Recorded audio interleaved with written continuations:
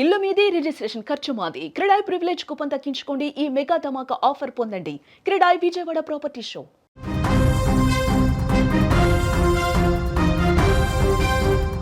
అర్ధరాత్రి వేళ గాఢ నిద్రలో ఉన్నారు. గమ్యం చేరాల్సిన ప్రయాణంలో మృత్యు సెగలు. క్షణాల్లో వ్యాపించిన మంటలు, బోగీల్ని చుట్టుముట్టిన దట్టమైన పొగతో ప్రయాణికుల ఆహాకారాలు. చావు అంచుల దాకా వెళ్లిన 150 మంది ప్రయాణికులు అదృష్టవశాత్తు త్రుటిలో ఆ ప్రాణపాయం నుంచి ఒక్కసారిగా బయటపడ్డారు. అందరూ సురక్షితమే, కానీ ప్రాణభయంతో వణికిపోయారు. టాటానగర్ ఎర్నాకుళం ఎక్స్ప్రెస్లో గత అర్ధరాత్రి వేళ భారీ అగ్ని ప్రమాదం జరిగింది. అనకాపల్లి జిల్లాలో యలమంచిల సమీపంలో రైలు ప్రయాణిస్తుండగా అకస్మాత్తుగా మంటలు వచ్చాయి. సుమారు అర్ధరాత్రి 1:30 సమయం అవుతుంది. ఆ సమయంలో రైలులో అగ్ని ప్రమాదం జరిగింది. అప్పటికే అప్రమత్తమైన లోకో పైలట్ రైలు ఆపడంతో ప్రయాణికులు ప్రాణభయంతో రైలు దిగి పరుగులు తీశారు. కాసేపటికే 2 ఏసీ బోగీలు పూర్తిగా దగ్ధమైపోయాయి. ఈ ప్రమాదంలో ఒకరు ప్రాణాలు కోల్పోయారు.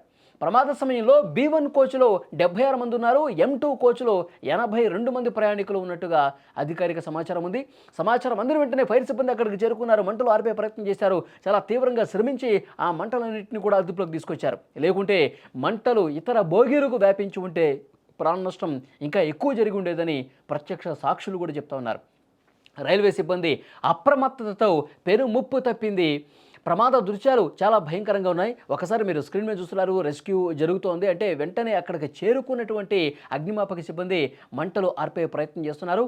ఏసీ బోగీలు 2 కూడా మంటల్లో పూర్తిగా దహనం అయిపోయినటువంటి పరిస్థితి ఉంది. అగ్నికి ఆహుతైపోయాయి. సడన్గా దీన్ని గమనించినటువంటి లోకో పైలట్ వెంటనే బండిని ఆపేసి అప్రమత్తం చేయడంతో వాళ్ళందరూ కూడా ఉటావుటిన ప్రాణాలు అరచేతిలో పెట్టుకుని దిగేశారు. వాళ్ళు ఇట్లా దిగారో లేదో మొత్తం కూడా ఏ విధంగా కాలిపోతున్నాయో చూస్తున్నాం. దురదృష్టం కొద్దీ ఒక ప్రయాణికుడు, ఒక వృద్ధుడు అందులోనే మంటల్లో కాలిపోయి చనిపోయినట్టుగా సమాచారం అయితే ఉంది. సో ఈ విజయవాడకు చెందినటువంటి చంద్రశేఖర్గా తెలుస్తోంది. సో అతని కుటుంబానికి కూడా సమాచారం అధికారులు అందించారు. ఏ విధంగా ఆ ఏసీ బోగీలు కాలిపోతున్నాయో స్క్రీన్ మీద చూస్తున్నారు. M2 అలాగే B1 ఈ 2 బోగీల్లో దాదాపు 170 వరకు ప్రయాణికులు ఉన్నారు. వాళ్ళు ఉటావుటిన సమాచారం తెలిసిన వెంటనే వాళ్ళకి అర్థమైపోయింది ఏదో ప్రమాదం జరుగుతుంది, మంటలు అంటుకుంటున్నాయని చెప్పి ఇన్ఫర్మేషన్ వచ్చేసింది. ఉటావుటిన వాళ్ళ లగేజ్ కూడా అందులోనే ఉంది.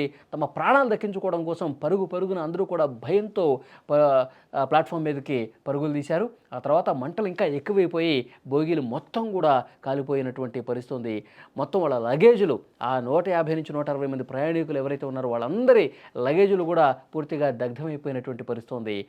చాలా తీవ్రంగా శ్రమించి 2 గంటల పాటు అగ్నిమాపక సిబ్బంది ఆ మంటలన్నీ కూడా ఆర్పేసినటువంటి పరిస్థితి ఉంది. ఆ తర్వాత ఆర్టీసీ బస్సులు తీసుకొచ్చి ఆ బోగీలో ఉన్నటువంటి ప్రయాణికులందరినీ కూడా బస్సుల్లో ఎక్కించి సామర్లకోట స్టేషన్కి తీసుకెళ్ళి అక్కడి నుంచి తమ గమ్యస్థానాలకు వెళ్లే విధంగా ఏర్పాట్లు కూడా చేసినటువంటి పరిస్థితి ఉంది. కానీ ప్రయాణికులు అయితే హడలెత్తిపోయారు.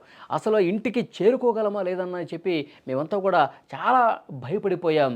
కానీ ఆ అదృష్టం ఉండి మేము మా ప్రాణాలను కాపాడుకున్నామని చెప్పి వాళ్ళందరూ చెప్పినటువంటి పరిస్థితి. ఆ సమయంలో అర్ధరాత్రి 1:30 సమయంలో జరిగినటువంటి ఈ ప్రమాదం నిజంగా అదృష్టం ఉంది కాబట్టి వాళ్ళందరూ కూడా బతికి బయటపడ్డారని చెప్పి కూడా ఆ ప్రయాణికులే చెప్తున్నటువంటి పరిస్థితి. కానీ స్క్రీన్ మీద మీరు దృశ్యాలు చూడొచ్చు. ఏసీ బోగీలు ఏ విధంగా మంటల్లో కాలిపోతున్నాయో చూస్తుంటే నిజంగా చాలా భయమేస్తోంది.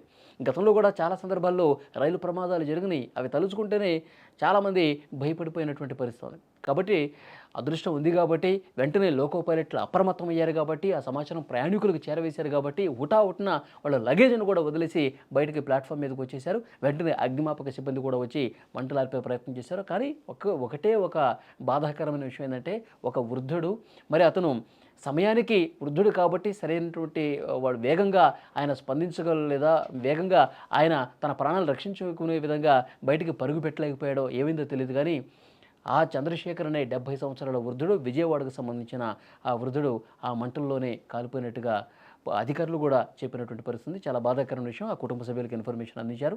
తర్వాత ఆ బోగీలన్నింటినీ కూడా చాలా తీవ్రంగా శ్రమించి మంటలైతే అదుపులోకి తీసుకొచ్చిన పరిస్థితి. ప్రయాణికులు హాహాకారాలు ఆ సమయంలో చాలా భీతవహంగమైనటువంటి పరిస్థితి. అందరూ కూడా కేకలు పెట్టుకుంటూ అరుచుకుంటూ తమ లగేజీల్ని వదిలేసి వాళ్ళు బయటకు పరుగులు తీశారు, తమ ప్రాణాలు దక్కించుకున్నారు.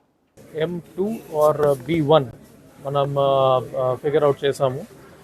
ఇందులో కాజ్ ఆఫ్ ఫైర్ యాక్సిడెంట్ ఇప్పుడు కూడా మనం ఎసర్టన్ చేసుకుంటున్నాము. ఎఫ్ఎస్ఎల్ టీమ్ని పిలవడం జరిగింది. 82 passengers in one coach. Second కోచ్లో 76 passengers మనకి టోటల్ లిస్ట్ కన్ఫర్మ్ చేయడం జరిగింది.